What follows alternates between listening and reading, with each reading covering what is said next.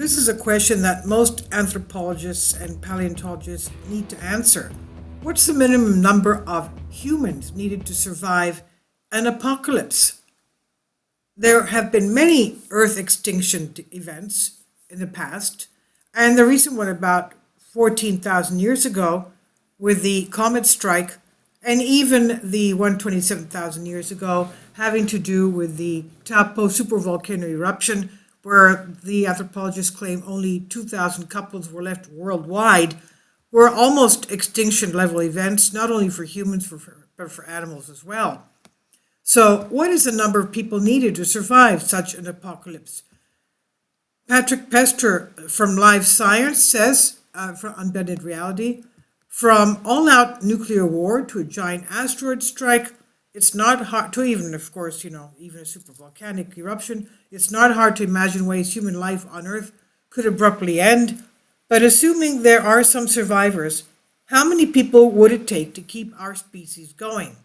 Well, that depends on what type of technology will we have and what kind of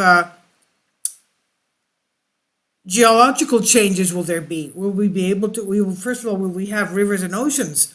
Or will they all be evaporated if it's, for example, an asteroid strike or a volcanic eruption? And what kind of technology will we have? Will we have animals? Will we have boats? Now, the short answer is it depends. Different catastrophes would create different doomsday conditions for surviving human populations to endure. For example, a nuclear war would trigger a nuclear winter.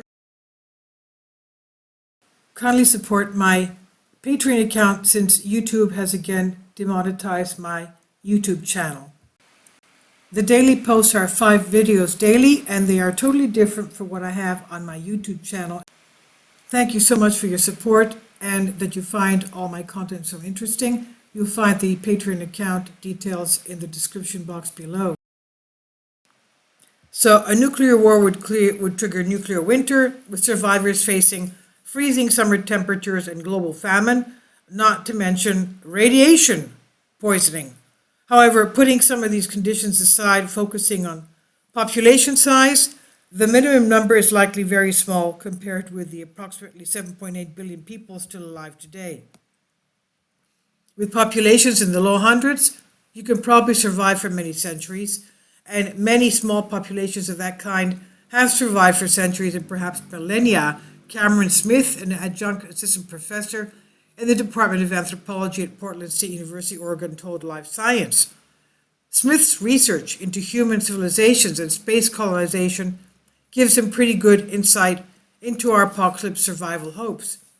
He expects big cities would be most vulnerable if global civilizations were to crumble, and as they import almost all of their food and are heavily reliant on electricity. Surviving populations would therefore likely spread out to find resources, if they could find them.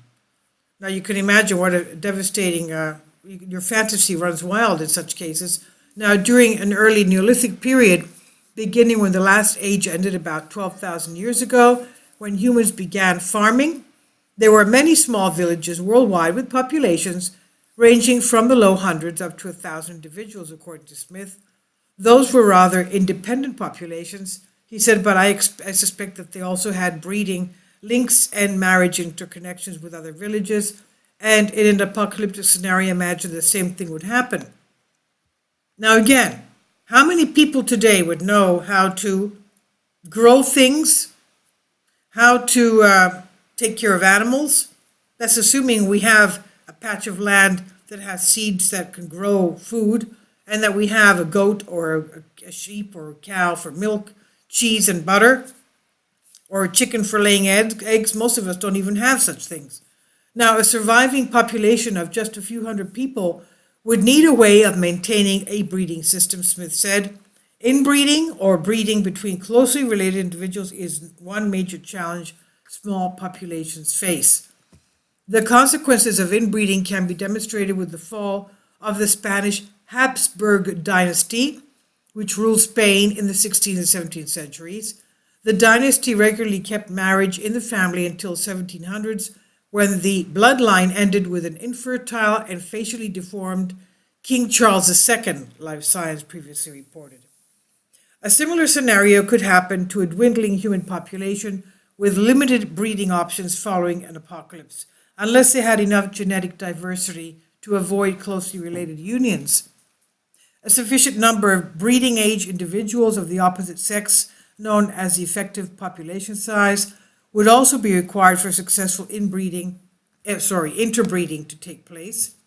Humans could potentially prepare populations to survive a doomsday if they saw it coming. Seth Baum, the co-founder and executive director of the Global Catastrophic Risk Institute, a nonpartisan think tank, looks at the risk of global catastrophes occurring.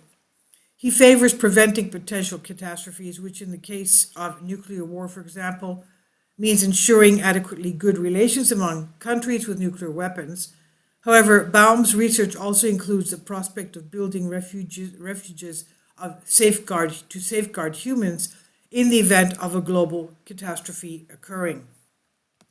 If a catastrophe is going to happen, we'll want to have some of these safeguards in place so that at least some population can carry on. Some measure of human civilization can carry on, Baum said. Now, an important factor in any sort of refuge is the ability to isolate a group from whatever it is that's causing harm, according to Baum.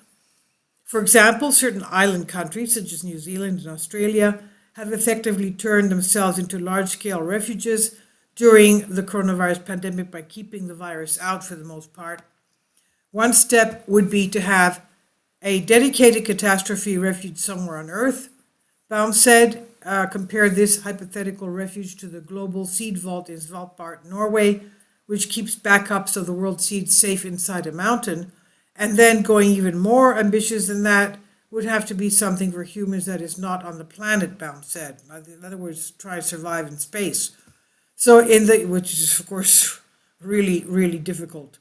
So in the hypothetical situation which humans managed to escape to a celestial body or planet to avoid a doomsday scenario, what's the minimum number of people needed to survive in space?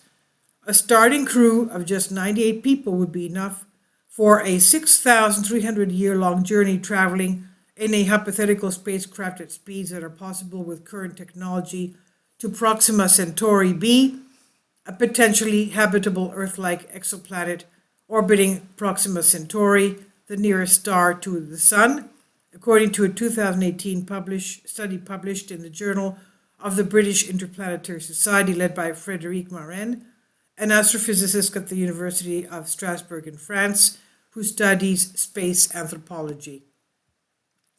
The Proxima Centauri b crew would not consist of a random sample of 98 humans, but rather 49 unrelated breeding pairs ready to pass on their genes. The population would only remain genetically diverse and healthy over time under certain conditions. So, for example, the crew's breeding would have to be monitored and restricted. Furthermore, a large starting crew of 500 would likely be a safer choice, as they would be more likely to retain their genetic diversity with more breeding pairs, according to a follow-up study by Marin and colleagues posted in February on the preprint server arxiv.org. Smith recommended against using absolute minimum numbers in space endeavors. He says, my analogy is that if you get on board an airliner and they're flying you to New York, you don't want the pilot to have just exactly enough fuel to reach the runway in New York. You need a reserve in case of a catastrophe. This is by Patrick Pester, Live Science. Please, on Bended Reality, please leave your comments and thank you for your support.